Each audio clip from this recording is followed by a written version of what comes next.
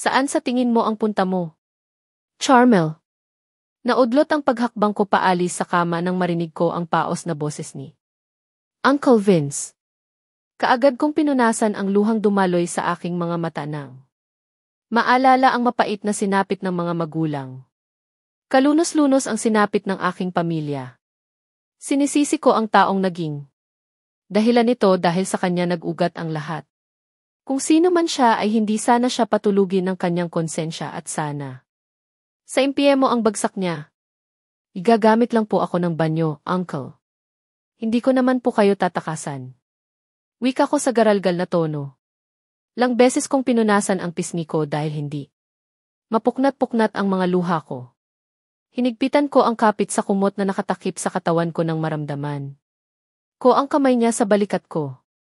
Nakatayo na pala siya sa tabi ko at hindi ko man lang napansin. Dapat lang, Charmel, Anya. Hinalikan pa niya ako sa aking balikat na ikinapiksi ko naman. Nakakadiri siya. Gusto kong burahin ng sabon at tubig ang mga haplos at halik niya sa buo kong katawan ngunit alam kong wala itong magagawa. Pero ipoposas pa rin kita rito sa kwarto natin para makasiguro ako na hindi katatakas, di. Dinilaan niya ako sa aking lieg at halos pigilan ko ang sarili ko na bigwasan. Siya sa takot na masaktan na naman ako baka maisipan na naman niya akong galawin. Huwag na, please. Hindi naman ako nakatakas. Huwag mo naman gawin sa akin. Ito, mangyak-ngiyak na pakiusap ko. Tiniis ko ang pagpasada niya ng dila sa leg ko kahit gusto ko nang sabihin na tumigil na siya. I don't trust you, baby girl. Atat kang makawala sa buhay ko kaya hindi ako naniniwala na hindi mo tatangkain na tumakas, galit na sabi niya. Lumayo siya sa akin at nakita kong naupo siya sa kama habang sinusuot ang kanyang jogging pants. Sana lumabas na siya rito sa kwarto para mapanatag naman ang loob ko na hindi na niya ako gagawa ng masama. He is right.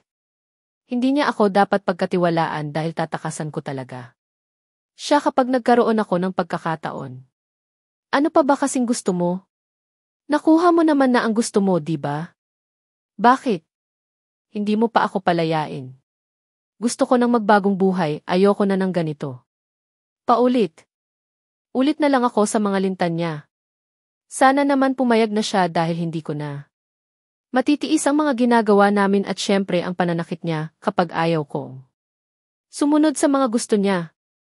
Nay, you can't leave me. Ikaw ang gusto ko, Charmel. Bakit kita palalayain?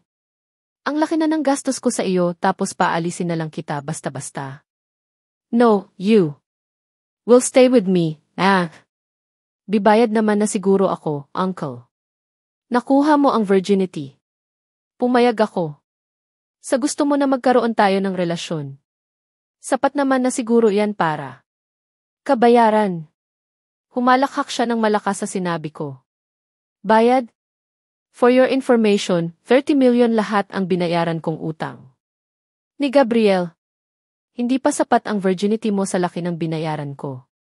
Kaya wala kang magagawa kundi ang manatili sa akin habang buhay. Nashock ako sa laki ng utang ni Daddy.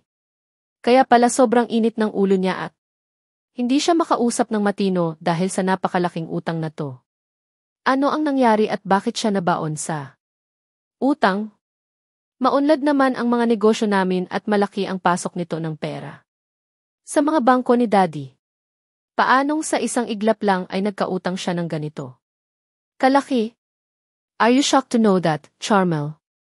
Alam mo ba na hindi pa kasali riyan ang interest at tubo ng mga utang na iniwan ng ama mo? Kaya paano kita palalayain? Kung ikaw lang ang nakikita kung pwedeng maging kabayaran ng mga utang ng ama. Tumanggi naman ako, di ba? Ikaw lang ang may gustong bayaran ang lahat ng yan.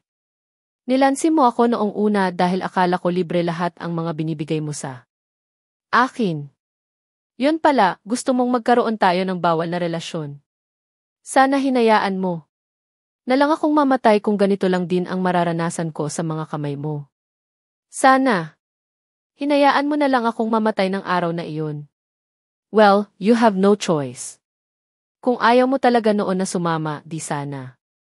Ay tumanggi ka. Kung ayaw mo sa mga ginagawa ko sa iyo noon, di sana hindi ka pumayag. Pero, gusto mo rin naman, di ba, baby girl? Lalo na kapag kinakain kita riyan. Tinuro niya ang pagitan ng mga hita. Hindi ko naman napigilang tumaas ang presyon ng dugo ko at panlisikan siya ng mga mata. Bastos, ang manyak mo. Pero nasarapan ka naman? Sabay halakhak na naman niya ng malakas. Yes, aaminin ko nasasarapan ako sa ginagawa namin noong una. Pero nang realized kong sobra niyang possessive sa akin at pinagsiselosan niya lahat ng kausap kong lalaki. Doon ko naisip na tumigil na. Tigil na kasi hindi na tama. Pero heto ako ngayon at ang hirap makawala sa mga kamay niya. Kahit gusto. Kung umalis dito, hindi ko naman alam kung papaano. Ano? Hindi ka makaimik dyan. Charmel. Masarap di ba? Masarap ang bawal, umisi siya sa akin at pagkatapos ay dinilaan niya ang kanyang labi. Napakapit na naman ako ng mahigpit sa kumot at bahagyang napaatras palayo sa kanya. Kabaliwan yang gusto mo, uncle. Buhay ka pa lang ay sinusunog ka na sa impye mo. So what? Nabaliw ka rin naman, tumawa na naman siya. Pero bigla siyang sumeryoso pagkatapos. Matagal kong hinintay ang pagkakataong ito, Charmel.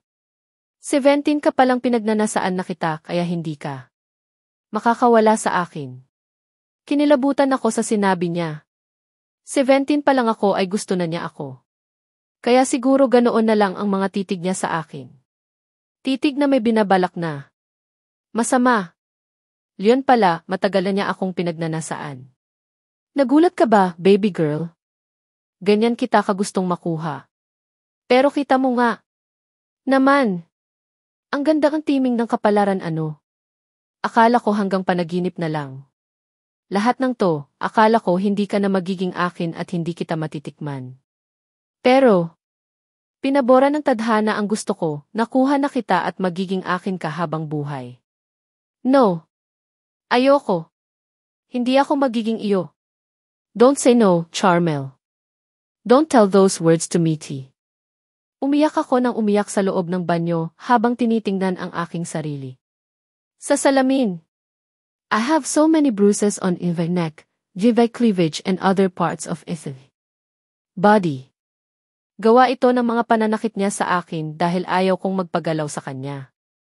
Humihikbi na hinaplos ko ang aking labi na medyo namamaga dahil sa sampal at maririing halik niya sa akin. I feel sorry for myself.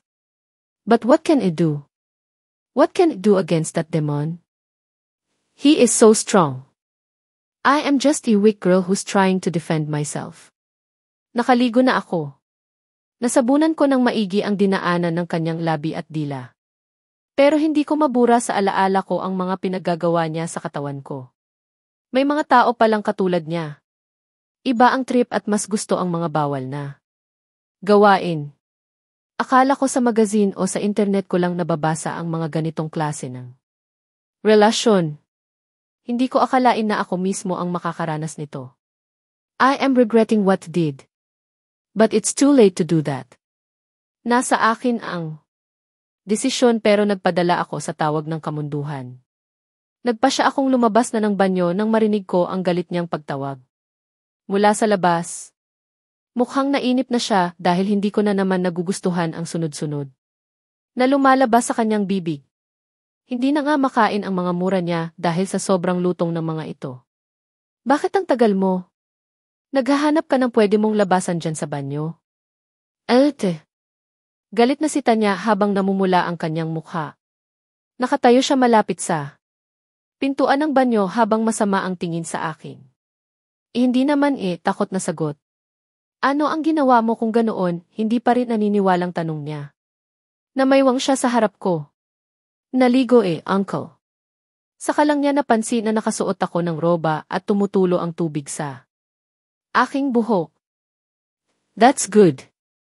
Dapat lagi kang mabango. Nag-iba ang tono ng boses niya at nagsimula siyang humakbang palapit sa akin. Napaatras naman ako at mahigpit na hinawakan ang tali ng aking roba. Huwag naman ngayon. Masakit pa. He won't touch you if that's what you're thinking. Tinaas niya ang baba ko. At pagkatapos ay mariin akong hinalikan sa labi. Ay magbihis ka na at samahan mo. Ako sa baba na kumain. I'm starving and I know you're hungry too. Zero opo, sabi ko habang sapo ang labi kong hinalikan niya. Then, what are you waiting for? Magbihis ka na at nang makakain na tayo. Ayaw. Mo naman siguro na ikaw ang kainin ko, Dits.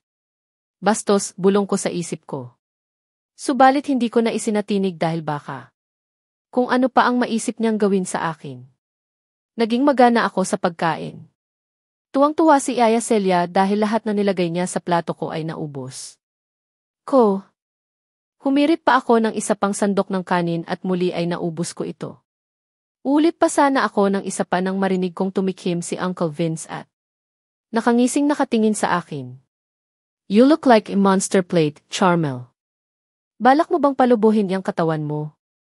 Nabitin ang pagtakal ko ng kanin sa sinabi niya. Tahimik kong nilapag ang sandok at inubos na lang ang laman ng plato. I forgot that he is around. Sa sobrang pagod ko kagabi, sa pagkain pala ako. Babawi. Eat more, I want your body to have a little fat in it, masarap kang yakapin. Kapag medyo may laman ka, anas niya malapit sa aking tainga. Sinigurado niya na.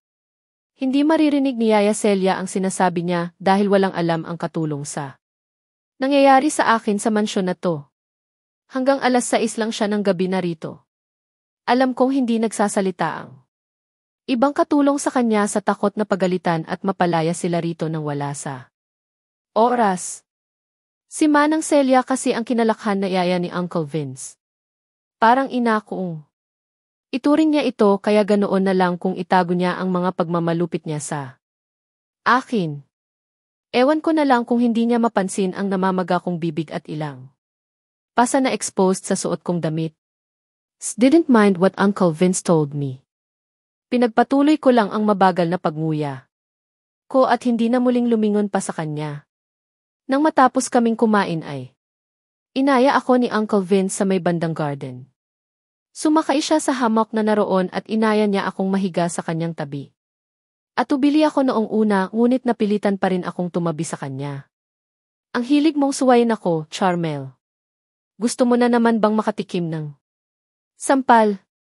No. Please spare me, pagmamakaawa ko nang itaas niya ang kanyang palad.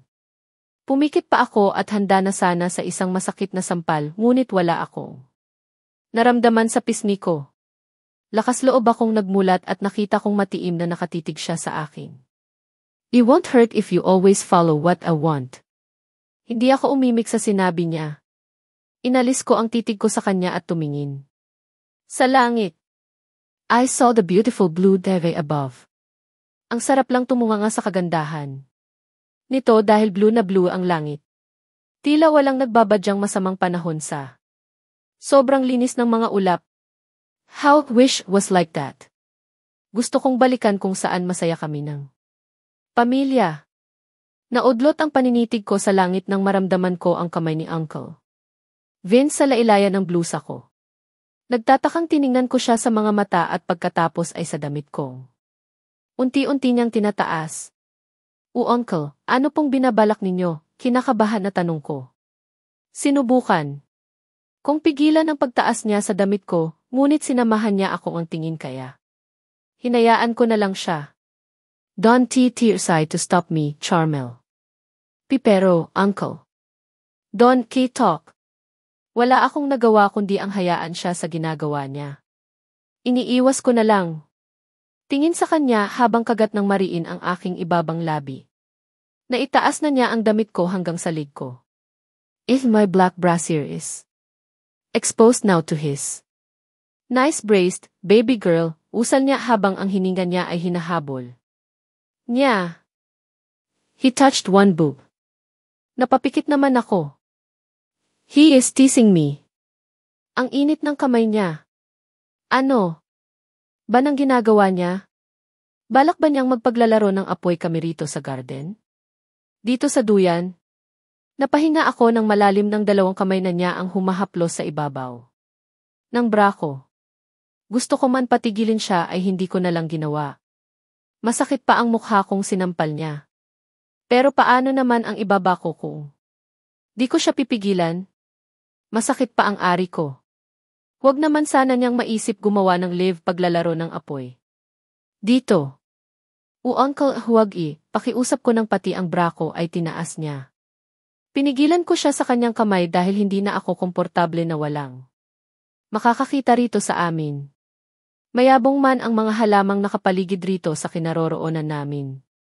Di ito sapat upang walang magtangkang sumilip sa amin. Nariyan ang mga gwardiya na nagroronda. Ang hardinero na baka mapadpad dito. At mahuli ang lalaking ito na may milagrong ginagawa sa akin. Don't talk, baby girl. Tinapat pa niya. Ang hintuturo niya sa labi ko upang manahimik ako. Nilamas niya ang isa kong dibdib habang ang isa naman ay nilalapirot niya ang pasas na pink. Pumikit na lang ako para hindi ko makita ang pagnanasang unti-unti nang lumulukob sa kanya. Bawal akong magreklamo. Ito ang gusto niya. Labag man sa kalooban ko ay pikit matang tinanggap ko ang ginagawa niya. Maingat kong nilapag si Charmel sa kama habang malungkot akong nakatitig sa kanya. I hate myself for hurting her. I hate myself for being so possessive of her. Sabi ko pipilitin kong baguhin ang ugali ko. But every time I think about that stupid boy she kissed at school, kumukulo ng sobra ang dugo. Sinabihan ko naman siya noon pa na bawal siyang makipag-usap sa kahit kaninong lalaki dahil masyado akong seloso. But she is so hard-headed.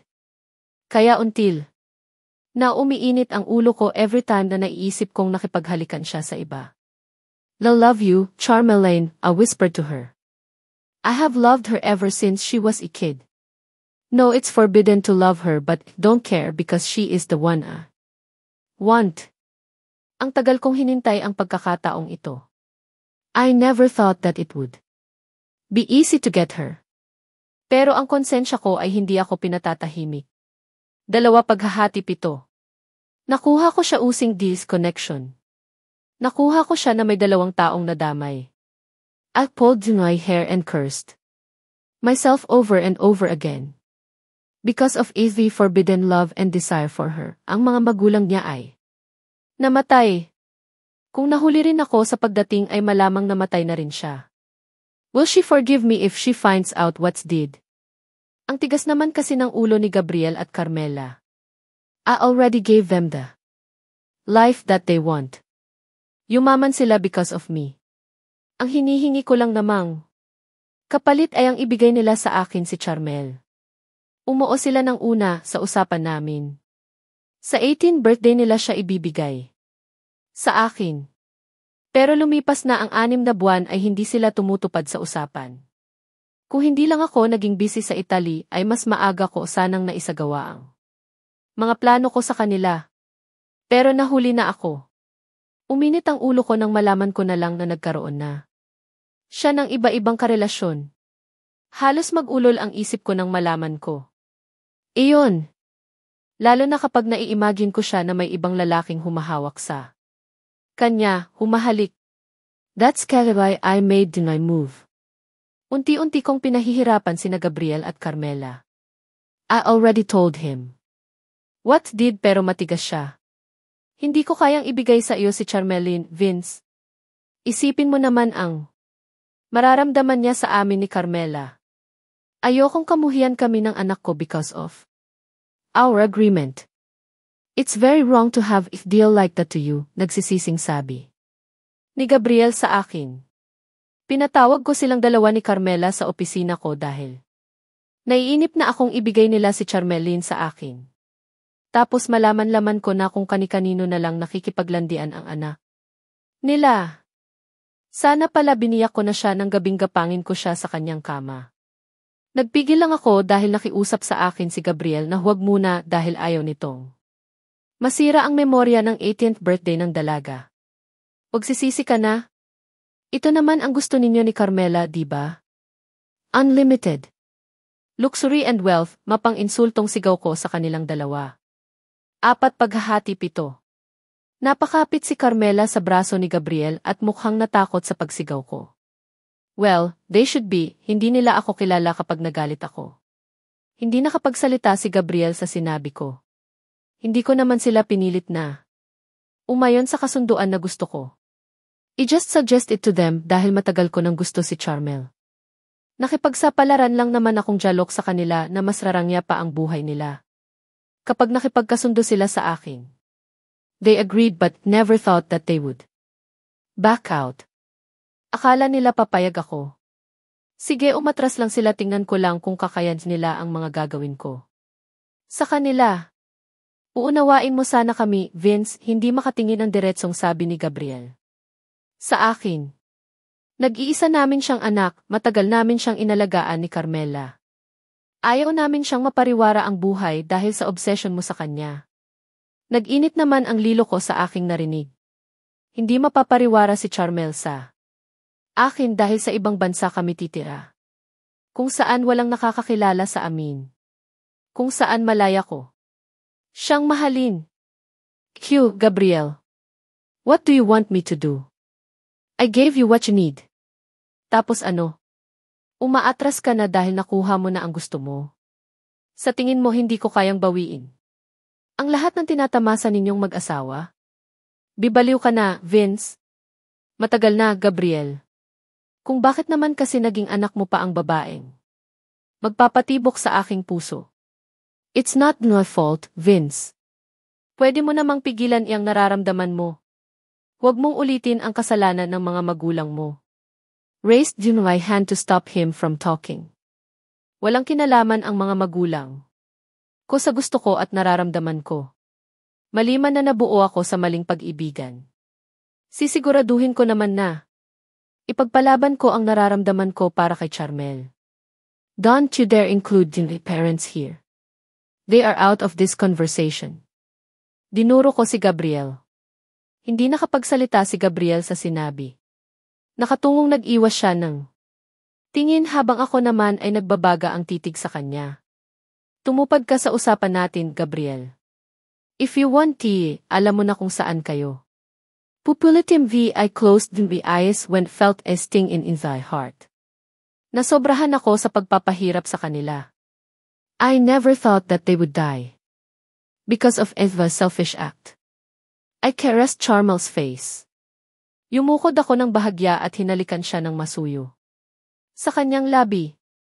Saka ko siya kinumutan at nagpa siyang tanggalin ang mga lubid, posas at tanikalang nasa gilid ng kama. I want to use these things to her. Nagpa siya akong babaguhin ko ang pakikitungo. Sa kanya. Aalisin ko sa isip ko ang halik na leon na sobra kong pinagsiselosan. Ipapadama ko sa kanya ang pagmamahal at pag-aalaga. Babaguhin ko ang pagtingin niya sa akin. Lahat ng sinabi ko sa kanya noon ay hindi totoo. I just used it to hide my feelings for her. Natatakot akong mas mahulog sa kanya ng malalim. That's kaya naisip kong ilayo ang loob ko sa kanya. Nais kong mas mabuting. Ganito na lang. Ang setup naming dalawa upang matakot siyang iwan ako. But don't like to hurt her anymore. I just want to love her and make her fall to me. Ako ang mas nasasaktan kapag nakikita ko siyang nasasaktan sa mga ginagawa ko. But no, kamumuhian pa rin niya ako. Pandidirihan dahil atat siyang makawala sa buhay ko. Mas lalo siyang mamumuhi kapag nalaman niyang ako ang dahilan kung bakit nangyari sa buhay nila ang trahedyang iyon sa pamilya nila. Isusumpa niya ako na kapag nalaman niya na ako ang dahilan kung bakit namatay ang kanyang mga magulang. Nagustuhan mo ba ang mga pinamili ko sa iyo, Charmel? Nakangiting tanong ni Uncle Vince sa akin. Nakaturo siya sa mga damit, alahas, sapatos, at kung ano-ano pa na nasa ibabaw ng kama. Kung maluho pa ako kagaya noong unang salta ko rito ay siguradong matutuwa pa ako. But after what he did to me, I can't feel the excitement every time open the shopping bags he bought. Lahat ng binigay niya may kapalit. And if don't know what he would ask this time.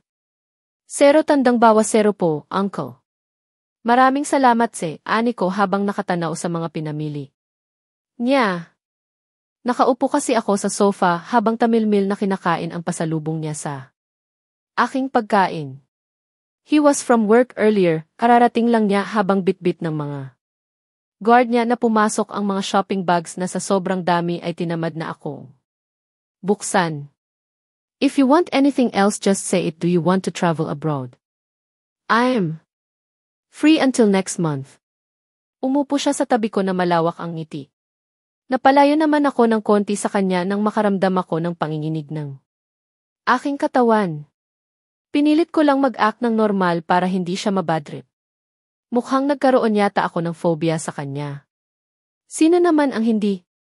Kung paulit-ulit niya akong nasasaktan at ginagamit ng paulit-ulit ang aking katawan. Kahit ayaw ko. Umusog siya sa akin nang makita niyang lumayo ako sa kanya. Akala ko ay makakatikim ako ng mura o ano paman. Ngunit hindi naman nagbago ang kanyang reaksyon kaya napanatag ako. May nakain ba siyang kakaiba kaya ganito na naman siya kabait sa akin? Ang pinagtataka ko, nakangiti pa rin siya sa akin na akala mo nahipan ng hangin ang mukha niya. Tapos nagulat na lang ako nang ikinawit niya sa baywang ko ang maskulado niyang kamay at braso. Napatitig tuloy ako sa kanya habang subo ang tinidor na hawak ko. Ang gwapo lang talaga ni Uncle Vince. He is perfect with his three-piece suit. Nakaponytail ang mahaba niyang buhok at trimmed ang kanyang bigote at balbas. Makalaglag panty de ika ng iba. Kung hindi niya ako pamangkin ay mahuhulog din ako sa taglay niyang karisma. Bad boy ang image niya at alam kong habulin ang mga ganitong imahe. How come? Wala akong nabalitaan na niligawan niya o kaya ay naging girlfriend man lang niya. Natahimik ka na, baby girl. Alam kong gwapo ako, wag mo naman akong masyadong titigan at baka matunaw ako, anya sa kamahinang humalakha. Nahihiyang binawi ko naman ang aking paningin sa kanya. Hiyang-hiya ako. Dahil nahuli pala niya akong napatitig. Ano? Gusto mo ba ng mag-travel abroad? Tanong niya pero nasa boses pa rin niya ang multo ng tawa. Inalis ko muna ang tinidor sa aking bibig bago ako nahihiyang magsalita. Ikaw ang bahala, uncle. Siya na lang ang bahalang magdesisyon, tutal siya pa rin ang masusunod sa bandang huli. Alright, we will go to France the next day. Be ready yourself and prepare your clothes. 2 weeks tayo ruin and I want you to enjoy our trip. Humiwalay na siya sa katawan ko at tumayo sa tapat ko. Nakahinga ako ng maluwag. Hindi talaga ako makagalaw ng maayos kapag ganitong malapit siya sa akin. Ubusin mo na iyang kinakain mo at baba na muna ako para utusan si Lourdes na ayusin ang mga pinamili ko. Enjoy your food, baby. Balik din ako kaagad. Hinalikan niya ako sa pisngi ko bago siya tumalikod at tinungo ang pinto para lumabas. I felt relieved. Hindi ako makahinga ng maayos kapag nasa paligid siya. Nasa isip ko kasi. Palagi nasasaktan niya ako o kaya naman ay maisipan na naman niyang gamitin ang katawan ko. Medyo naglailo na nga siya sa pananakit sa akin. Nakakapagtaka nga pero labis ko itong ikinatuwa. Siguro dahil hindi na ako masyadong sumusuway sa gusto niya kaya nagiging mabait na ulit siya sa akin. Hindi na rin niya ako pinuposas, tinatali o kaya naman ay nilalagyan. Ang tanikala. After what he did to me in the garden. Malaki ang pinagbago niya kinabukasan. Nang magising ako, nawala lahat ang mga ginagamit niya sa akin kapag kinukulong niya ako sa kwarto. Medyo maayos na niya akong pakisamahan. Hindi na siya galit dahil siguro hindi na ako pasaway sa kanya. Pero tatakasan ko pa rin siya kapag nagkaroon ako ng pagkakataon. Pupunta ako ng Davao para hanapin ang mga kamag-anak ni Mommy. Ayoko ng ganitong buhay kahit paibigay niya ang buong mundo sa akin. Mananatiling magkadugo kami at ito ang SD niya pwedeng kalimutan. Kinagabihan ay nakapagtataka nang umalis siya ng bahay. Nalaman ko na lang ito. Kaya yan ang tawagin niya ako sa baba para kumain ng hapunan. Nasabi niya sa akin na umalis nga si Uncle Vince at ibinili niya sa matanda. Narito na sa bahay matulog at bukas na umuwi. Naaya raw itong mag-inom ng mga kasosyo niya sa trabaho kaya hindi makatanggi. Huwag lang sana niya sobrahan ang pag-inom dahil baka ako na naman ang makita niya at labasan ng init ng kanyang katawan. Saan ka ba natutulog, Charmel? Tabi na lang tayo dahil hindi ako sanay na matulog na walang katabi, ani ng matanda habang paakyat na kami sa ikatlong palapag. Sa kwarto po ni Uncle Vince, medyo pautal na sabi ko. Hindi yata alam ni Yaya Celia na sa kwarto ako ni Uncle Vince natutulog kaya. Nagulat siya. Ha? Hindi ka ba naiilang na nasa iisa kayong kwarto? No din ang una, Yaya. Pero nasanay na po ako. Pero ang totoo, hindi pa rin. Ako din asanay-sanay. Ang bait niyang uncle mo, kung bakit naman walang panahon na magka-love. Life. Ang gwapo-gwapo pero hindi ko pa nakitang nag-ulang babae yan dito. Mukhang ayaw enjoyin ang pagkabinata niya at hinihintay na lang ang first love niya na may uwi niya rito. Napaawang ang mga labi ko sa aking narinig.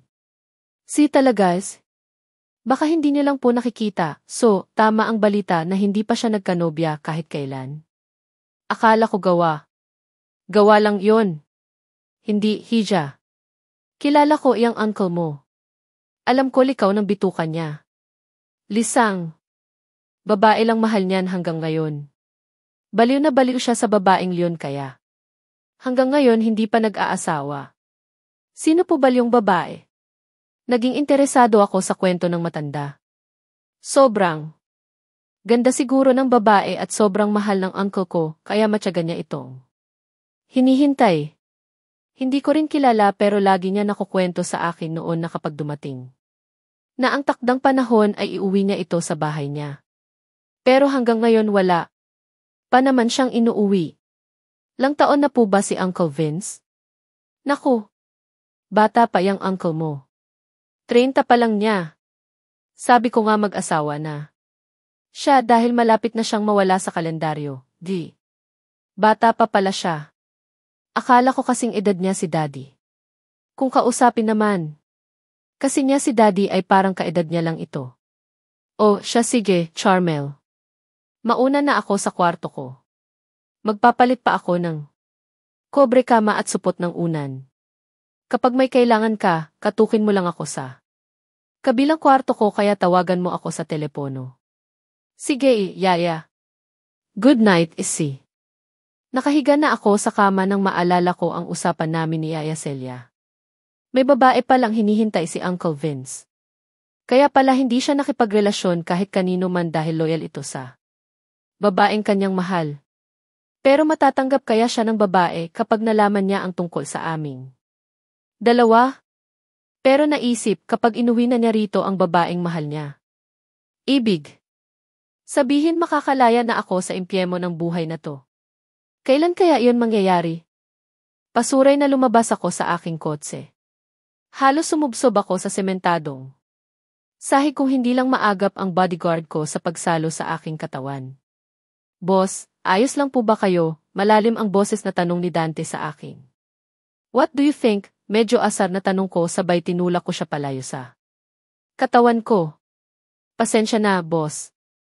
Magtatanong pa? Nakikita na nga niya na halos masubsob na ako sa sahig. Tatanungin pa niya ako kung maayos ako.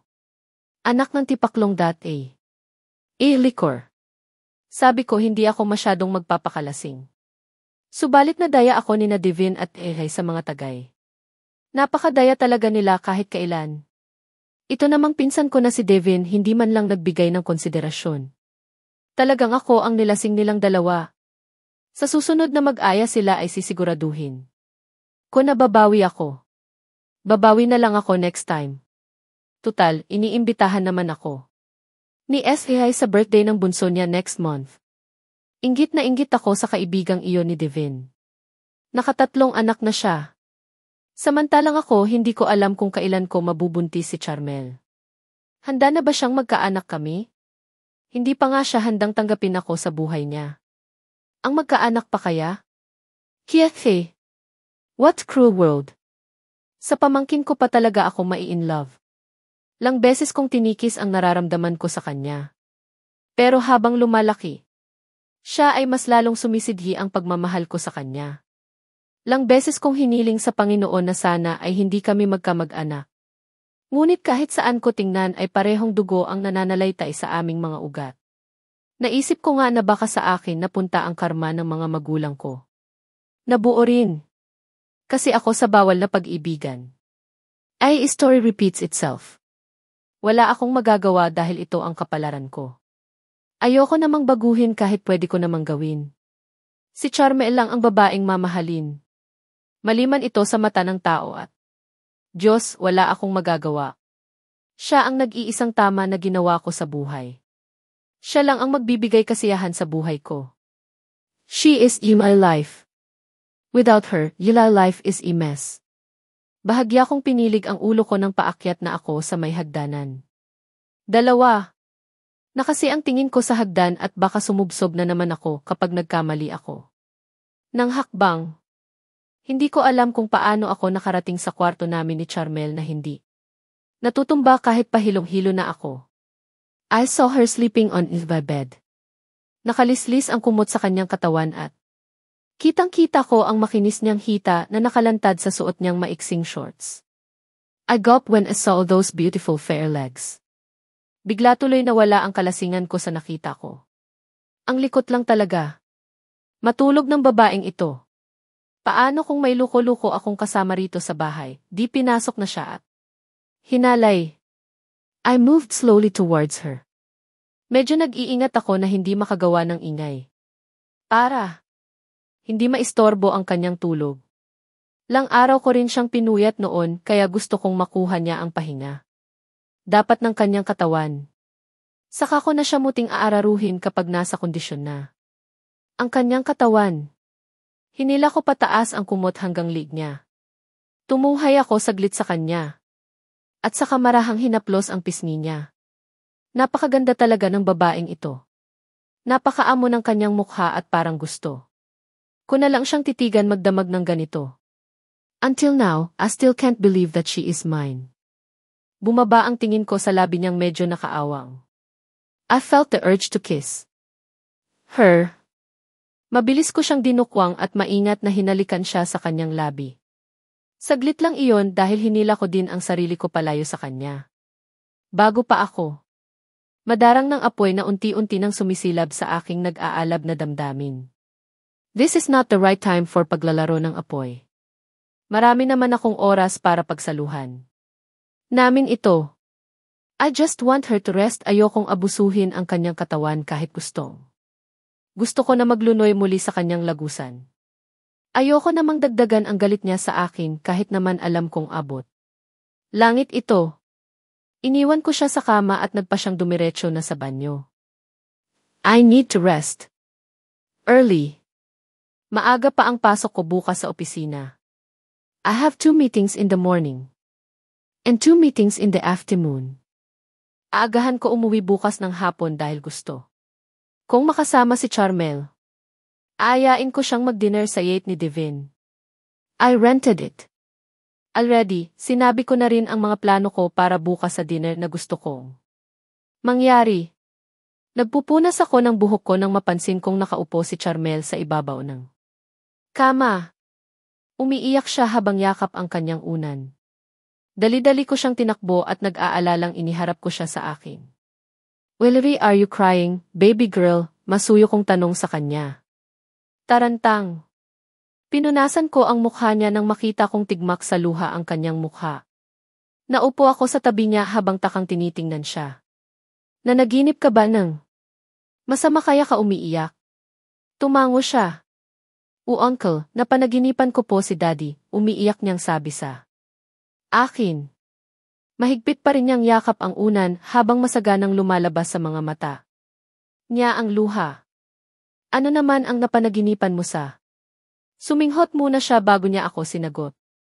Sinusumbat po niya sa akin na kasalanan ko po kung bakit siya namatay. Kung bakit po naghirap kami. Humagulgol siya pagkatapos niyang masabi ito. Ako naman ay natamim saglit habang nakatingin sa kanyang pagtangis. Ako yun eh. Ako ang may gawa kung bakit namatay si Gabriel. That was just a nightmare. Hinila ko siya palapit sa katawan ko at masuyo siyang niyakap. Pero parang totoo po kasi. Galit na galit siya sa akin at halos itulak niya ako palayo sa katawan, hikbi niya. Hush! Huwag mong dibdibin yon. Panaginip lang yon, Charmel. Likha lang yon ng malikot mong pag-iisip. Huwag mo nang isipin yon dahil hindi yon totoo. Mahal na mahal ka ng daddy mo. Pang-aalo ko. Sa totoo lang na panaginipan ko na rin minsan si Gabriel. Kinokonsensya niya. Ako sa panaginip. He wants me to leave Charmelaine and let her marry another guy. But just ignored it. I won't leave her and never let her marry another man. Ako lang Yoni. Ako lang dapat. Pero bakit po pakiramdam ko namatay siya na galit sa akin? Bago siya mamatay, wala na siyang time sa akin. Laging mainit ang ulo niya tapos panay paang pag-aaway nila ni Mommy. Napamura ako sa isip. Didn't know this. Wala akong alam na ganito pala ang nangyayari sa pamilya nila noon. Bigla tuloy akong tinubuan ng konsensya. Ganyan nagagawa ng problema sa tao. Pero kung ako nasa katayuan ng daddy mo, ipapakita ko na malakas ako kahit nasa gitna ako ng unos. I'll still love Jiwi family. Because they are the one who's giving me strength to fight. Ganoon po ba? Yes, baby girl. Kaya tumahan ka na sa pag-iyak. Kumalas ako sa pagkakayakak sa kanya at maingat na pinunasan ang luha sa kanyang mga mata. Don't think about it, it's just a dream. Matagal nang patay ang daddy mo, Charmel. Nasa langit na yon at masaya na kung saan man sila naroroon ng Mommy. Sana nga uncle. Of course, saan ba napupunta ang mabubuting tao, di ba sa langit? Opo. Yun naman pala wag mo na silang alalahanin. Nasa mabuti na silang kalagayan at alam kong binabantayan ka nila palagi. Umiti ako sa kanya at bahagyang pinisil siya sa kanyang ilong. Napaatras naman siya sabay hawak sa namumula niyang ilong. Nakainom ka ba, uncle? Alanganin niyang tanong. Galilei. O wala lang Nagtataka lang po kung bakit ang bait-bait na ulit ng pakikitungo mo sa akin. Sumusunod ka sa mga gusto ko kaya mabait ako sa'yo. Ito naman ang sabi ko. Sa'yo di ba? Maging masunurin ka lang at hindi kita sasaktan. 0 tandang bawas 0 po, susundin ko po lahat ng gusto nyo. Pero hanggang kailan? Gusto ko rin naman po ng normal na buhay. Kailan nyo po ba ako pakakawalan, dude? That will never happen, baby girl. Sinabi ko na sa'yo noon na hindi ako magsasawa sa iyo dahil ikaw ang gusto ko. Akin ka lang. Yaya, saan daw po ba kami pupunta ni Uncle Vince? Bakit pinagsusuot po niya ako ng maganda? Panay ang pili ko sa mga damit na nakahanger sa walk-in closet ko. Sabi ni Yaya Celia, simpleng damit lang susuotin ko. Yung babagay lang sa lugar na pupuntahan namin. Abay malay, Hija. Nautusan lang naman ako ng uncle mo na sabihin sa'yo na maghanda ka na at tulungan kitang gumayak. Namili rin si Yaya Celia sa mga nakahanger na damit. Panay ang tapat niya sa akin kapag may nahugot siya na maganda. Wala po ba siyang nabanggit? Tanong ko habang hawak ang isang baby pink dress na simple at di bastusin ang design at tabas. Wala naman. Gumayak ka na lang baka mainip yon pagalitan pa ako. May napili ka na bang damit, Hija? Ito, yeah. What do you think of it? Tinaas ko ang dress na napili ko. This is suit for malling or kahit ang kumakain sa mamahaling restaurant. Teternuhan ko ito ng white na wedge sandals na binili sa akin ni uncle ng nakaraan. Tapos isang maliit na putiring sling bag para temo sa suot kong sandals. Iyan na ang suotin mo.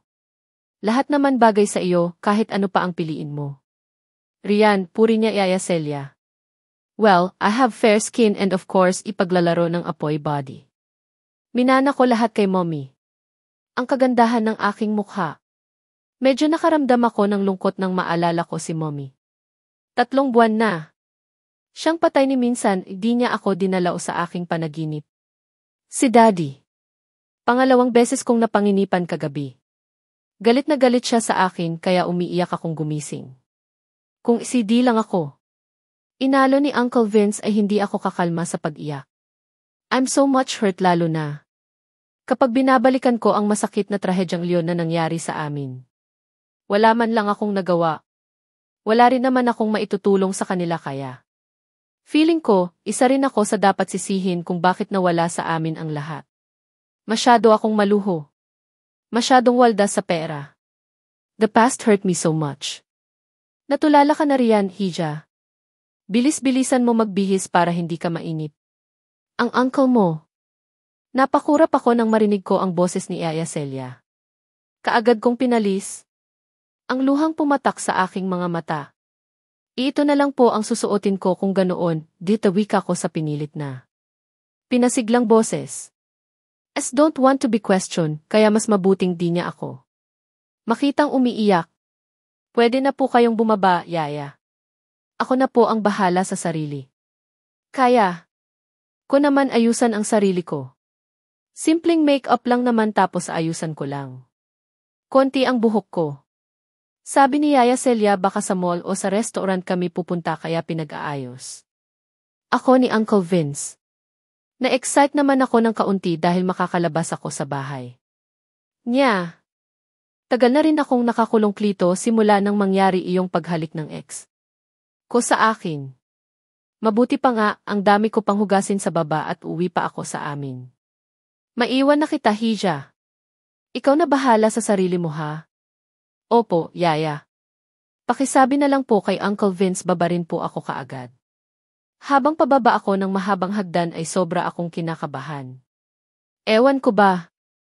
Kung bakit? Nakita ko si Uncle Vince sa baba. Nakatalikod siya sa akin at may kausap na. Magandang babae. Hindi ko masyadong maaninag ang mukha ng babae ngunit sa hinuha ko. Ay foreigner ito base sa tindig at kulay ng balat. Mukha siyang Barbie doll dahil sa kulay ginto nitong buhok.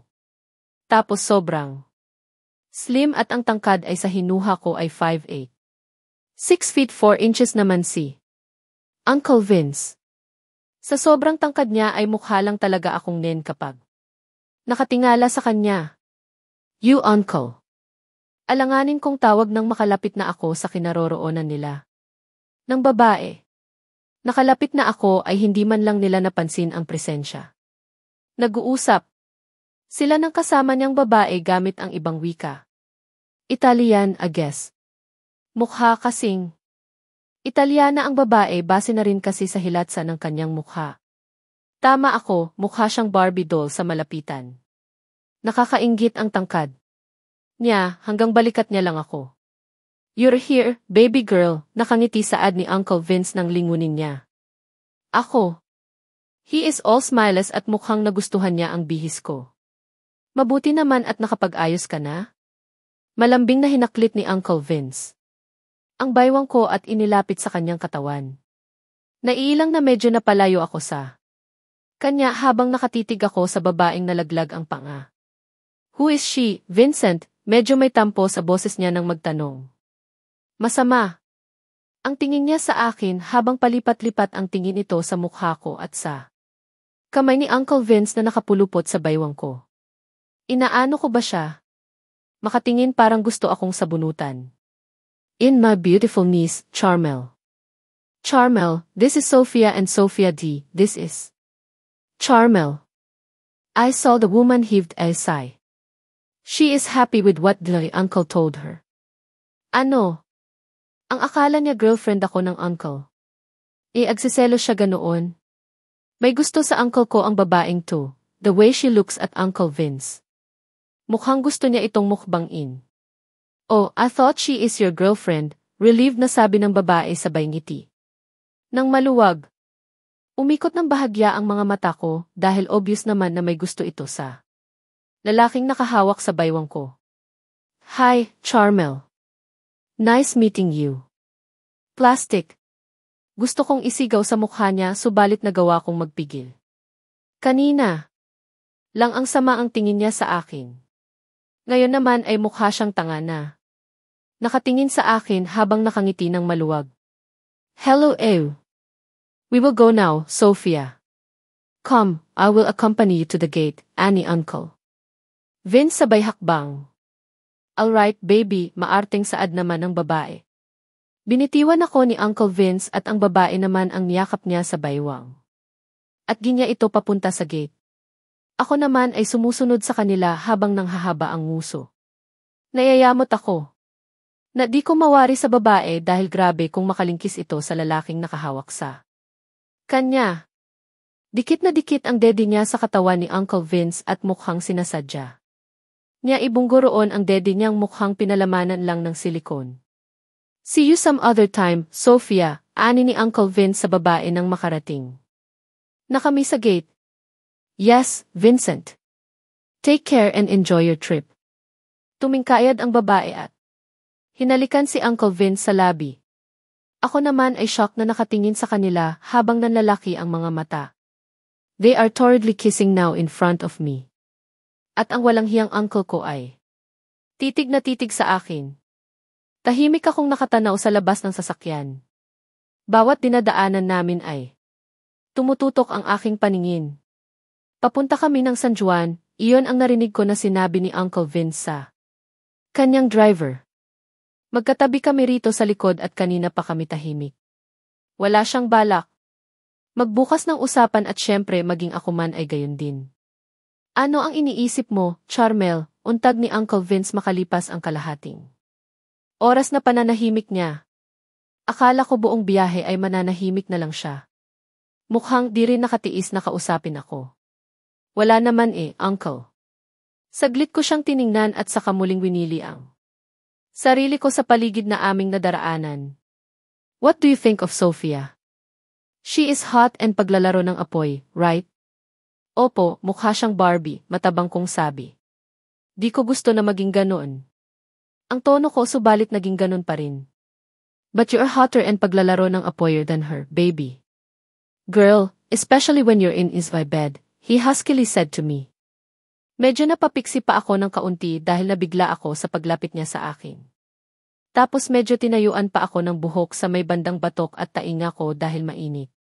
Ang dumampi niyang hininga sa balat.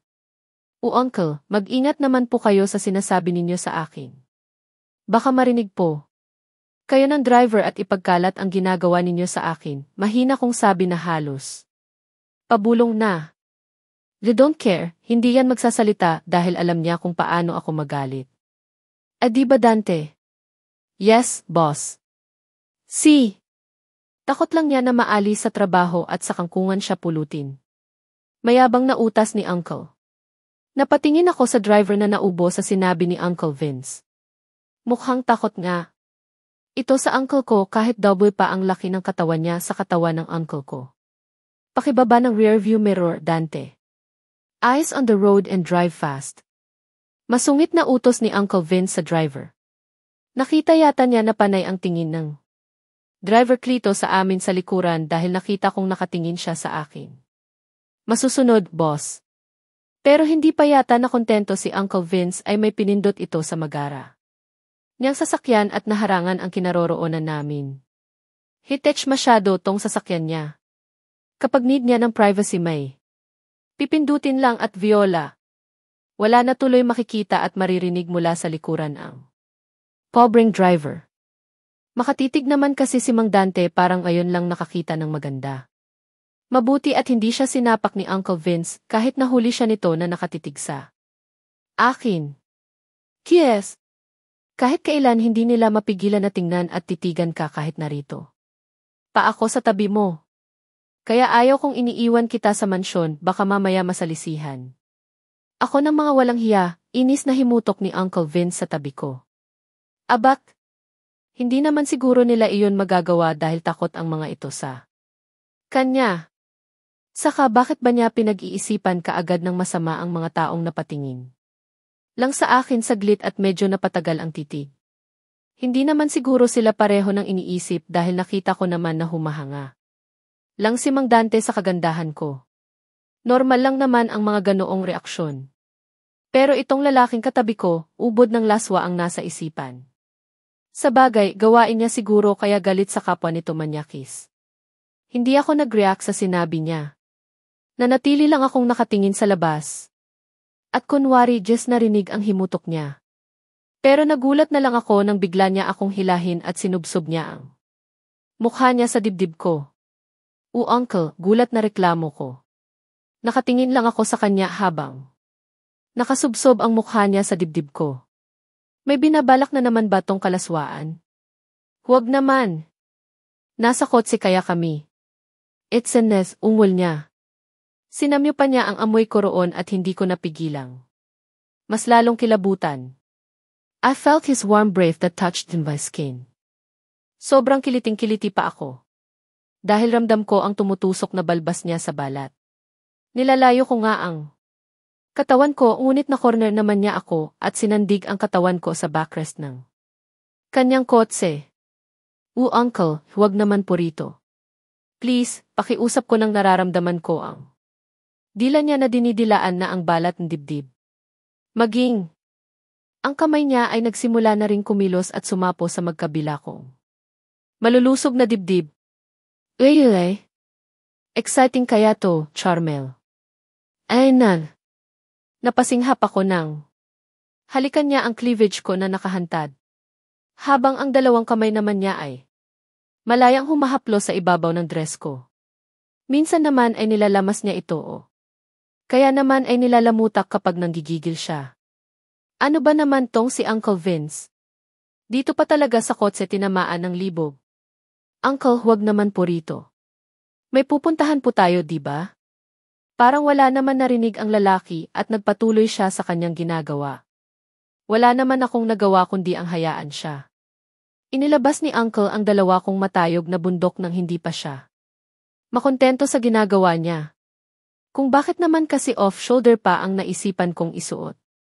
Ang bilis niya. Tuloy ng aka-access sa dibdib. Levi breasts now are exposed to his eyes. Mapungay ang mga matang nakamasidsi. Uncle Vince sa malusog kong mga dibdib habang kagat niya ang kanyang labi. Ako naman ay napakagat labi na lang din dahil alam kong hindi niya pakikinggan ang reklamo ko. You're so beautiful, baby girl. Ang swerte-swerte ko talaga sa'yo, Anas. Niya habang nakatingin pa rin sa aking dibdib. Na-conscious naman ako kaya bigla kong tinakpan ang mga dibdib ko gamit ang aking mga kamay. Pulang-pula rin ang buo kong mukha dahil sa pagkapahiya. I'm so exposed. Nakakahiya. Nahihiya ka pa niyan? Lang beses ko na ba iyang nakita at dinilaan? Chuckled sabay tanggal sa mga kamay ko. And no, you uncle, please. Ayaw mo ba nang itry dito sa kotse? Umiling ka agad ako ng 2 beses. Sino naman ang matino na makikipagtalik dito sa loob ng kotse habang may driver sa harap na maaaring marinig ang ginagawa niya sa akin? Kiyahe. Tinted naman ang salamin at pwede naman akong magpatugtog ng music. Habang nilalaro kita. Ayoko Pakiusap, ilugar naman po ninyo ang paggalaw sa akin. Konting respeto naman Uncle, mangyak-ngiyak na sabi ko. Wala na nga akong karapatan na tumanggi sa ginagawa niya sa akin tapos hindi man lang niya ako magawang irespeto. I am sorry to make you feel that way, baby girl, anya sa medyo bulol na boses. Kaagad niyang tinaas ang strap ng bra ko at inayos ang suot. Nagtataka naman akong napatanga sa kanya habang tahimik niyang inaayos ang damit ko. He is not looking at me while he is fixing the dress. Tila hiyang-hiya siya sa sinabi ko. I'm sorry, Charmel. Please forgive me. Niyakap niya ako ng mahigpit. Pagkatapos niya iyong masabi. Tila sising-sisi siya sa kanyang nagawa. Himala. Humingi siya ng sorry sa akin. Dati naman kahit nasasaktan niya ako, ay hindi man lang siya humihingi ng tawad. Nakarating kami sa lugar na pakay namin na nakayakap pa rin siya sa akin. Hanggang sa makababa ako ng sasakyan ay nakayakap pa rin siya sa baywang. Vince, hiyaw ng isang lalaki sa pangalan ni Uncle Vince. Dev, nakatawa namang sabi ni Uncle Vince. Sa tumawag sa kanya. Binitiwan niya ako at sinalubong ang lalaking dumating. Kaagad naman akong umikot para makita ang lalaking tumatawag sa kanya. Uncle Devin, tuwang-tuwa na bulalas ko habang nanlalaki ang mga matang. Nakatingin ako sa lalaking kakalabas lang din sa kanyang sasakyan. Narito kami sa daungan ng barko at nagtataka ako kung ano ang gagawin namin. Dito. Charmeline, kumusta ka? Nakatawa na tanong ni Uncle Devin sa akin. Nakalapit na sila sa akin habang nakaakbay sa kanya si Uncle Vince. Balak sana niya akong halikan sa pisngi, ngunit naging maagap si Uncle Vince upang isnya ako. Mahalikan. Hands off, ani Uncle Vince habang nakaharang ang mga kamay niya. Damn you, Vincent. Napaka-possessive mo naman masyado, hindi ko naman. Aagawin sa'yo, natatawang hiyaw ni Uncle Devin sa katabi ko. Napanganga naman ako sa aking narinig. Alam ba ni Uncle Devin ang tungkol sa aming dalawa ni Uncle Vince? No, pero hands off ka pa rin sa kanya. Seloso ako, Devin, kaya huwag mong hahawakan si Charmel.